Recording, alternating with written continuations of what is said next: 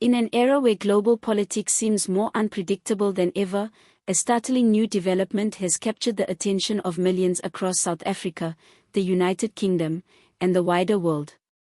It revolves around two of South Africa's most influential political forces, the African National Congress, ANC, and the Economic Freedom Fighters, EFF.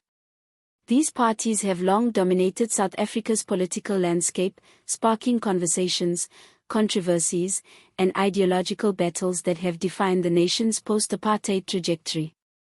But now, they are facing a very different kind of scrutiny, one that could carry significant political, economic, and diplomatic consequences. The United Kingdom has reportedly signaled the possibility of imposing sanctions on figures associated with these parties, a move that has triggered shockwaves through political circles and ignited fierce debate among ordinary citizens and analysts alike. To understand how events reached this critical juncture, one must look back at the historical and political roots of these parties. The ANC has ruled South Africa since the end of apartheid in 1994, rising to power as a symbol of liberation, equality, and democracy.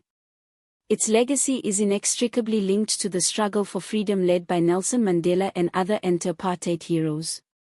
For decades, the ANC was celebrated worldwide for dismantling an oppressive system and ushering in an era of democratic governance. However, over time, its image has been tarnished by corruption scandals, accusations of mismanagement, and growing discontent over the state of infrastructure, public services, and the economy. South Africans have increasingly voiced frustration with the party's inability to deliver on its promises, and its internal divisions have further weakened its once solid standing. Amid this political decline, the EFF emerged in 2013 under the leadership of Julius Malema, a former ANC Youth League president. The EFF's arrival injected new energy and tension into South African politics. Known for its fiery rhetoric, radical economic policies, and militant approach to social justice, the EFF quickly attracted both admiration and criticism. The party champions causes such as land reform without compensation, nationalization of key industries, and economic equality for the disenfranchised majority. Its supporters view it as a necessary force challenging entrenched elites and confronting historical injustice, while its detractors accuse it of populism, divisiveness, and extremism. The ANC and EFF, though often at odds, have occasionally found common ground in their critiques of Western influence and capitalist structures. Their influence has shaped not only domestic discourse but also South Africa's posture on international issues.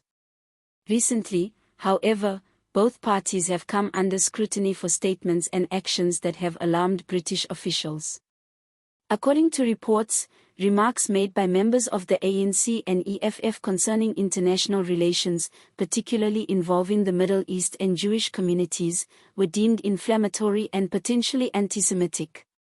These comments sparked outrage among global observers and prompted accusations of hate speech, intolerance, and irresponsibility. As international media amplified these controversies, calls grew louder in the United Kingdom for a firm response. British lawmakers, advocacy organizations, and human rights groups began urging the government to consider sanctions targeting individuals seen as promoting hate or undermining diplomatic stability. The UK, known for its long-standing relationship with South Africa, appears increasingly unwilling to ignore rhetoric that could threaten international harmony or incite division. The mere suggestion of sanctions has provoked intense debate. Supporters of the UK's position argue that such measures would underscore the importance of accountability and demonstrate a zero-tolerance stance toward political extremism. They see it as a defense of global standards for human rights and responsible leadership. Critics, however, call the move hypocritical and condescending, accusing the UK of overstepping its bounds and reviving colonial-era attitudes. They point to Britain's own history of imperialism, racial inequality, and selective morality in international affairs, arguing that London has no moral authority to lecture South Africa on justice or tolerance. For these critics, The threat of sanctions represents not an act of moral leadership but an intrusion into a sovereign nation's internal politics. As discussions escalate, the potential impact of sanctions looms large. Such actions could include travel bans, asset freezes, or restrictions targeting specific individuals associated with the ANC and EFF. If implemented, these measures could profoundly affect South Africa's political landscape. The reputations of both parties could suffer internationally, undermining their diplomatic credibility and isolating their leaders from global platforms. Economically, sanctions could deter foreign investment and strain South Africa's already fragile economy.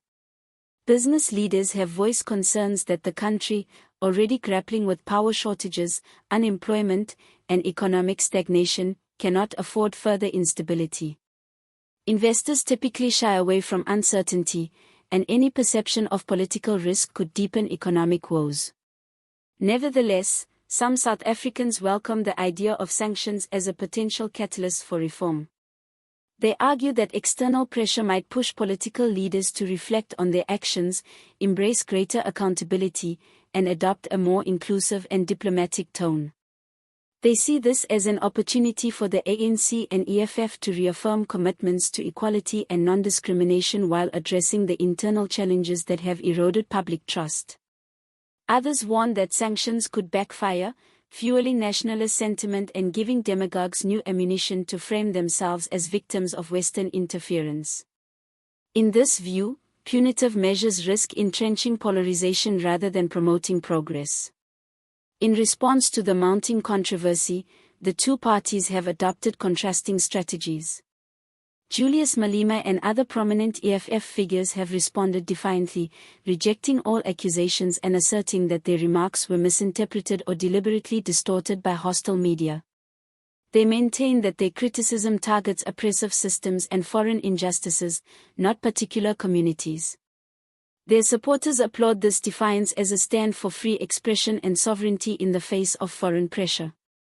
The ANC, by contrast, has taken a more measured stance. Party representatives have promised to review their public communications and reaffirm their commitment to unity, tolerance, and peaceful diplomacy. Still, many observers doubt whether such gestures will be enough to repair the damage. International watchdogs and advocacy groups continue to push for firm action, arguing that empty reassurances will not suffice to curb divisive rhetoric. Behind the scenes, diplomatic discussions are reportedly underway. South Africa's Department of International Relations and Cooperation, DIRCO, is likely engaged in delicate negotiations aimed at clarifying the government's official stance and mitigating potential fallout. Diplomats on both sides understand the stakes. A breakdown in relations could have long-term consequences for trade, investment, and regional cooperation. The UK remains one of South Africa's major trading partners, and any deterioration in relations could ripple through sectors such as mining, finance, and tourism. For Pretoria, preserving these ties while defending national dignity presents a difficult balancing act. For London, the challenge lies in upholding principles without alienating an important ally in Africa. The path forward remains uncertain. The UK may move swiftly to implement sanctions, or it could opt for a more cautious approach, using diplomatic channels to extract assurances and commitments from South African leaders. Much will depend on internal British politics, international pressure, and the response of other Western governments. If sanctions are imposed, they could set a precedent for other countries to follow, further isolating South African political figures on the global stage. On the other hand, the crisis could be diffused through dialogue, apologies, or clarifying statements that reaffirm respect for international norms. Either outcome would send a powerful message about the role of political rhetoric in an interconnected world. What makes this moment so significant is that it transcends ordinary politics. It is a test of leadership, responsibility, and the boundaries of free speech in an age of global scrutiny. For the ANC and EFF, the stakes are not merely electoral, they concern their legacy, credibility, and ability to represent South Africa on the world stage. The people of South Africa are watching closely, anxious about the implications for their country's future. Many worry that the controversy could exacerbate existing divisions at home, fueling further polarization in an already tense political climate. Yet others hope it will prompt a moment of introspection and renewal, encouraging leaders to elevate discourse and prioritize unity over confrontation. As this story continues to unfold, analysts and commentators across the world are assessing its broader implications. It touches on themes of sovereignty, morality, and the post-colonial power dynamics that still shape global relations. It raises difficult questions: to what extent should foreign governments intervene in another country's domestic politics? Where should the line be drawn between legitimate criticism and hate speech? And how can nations uphold free expression while maintaining respect for diversity and coexistence? These questions have no easy answers, but they underscore the complexity of our interconnected era, where a statement made in one parliament can reverberate through international corridors of power within hours. Whether the outcome is confrontation or compromise, one thing is clear: this episode marks a turning point. It challenges South African leaders to consider not only the impact of their words at home but also how those words resonate abroad. In an age when global perceptions can influence economic fortunes and diplomatic standing, rhetoric matters more than ever. The ANC and EFF now stand at a crossroads. They can choose a path of unity, introspection, and renewed purpose, or continue down a road that invites isolation and mistrust. For the citizens of South Africa, this is more than a political spectacle. It is a reminder of the profound power of speech, the importance of accountability, and the fragility of international goodwill.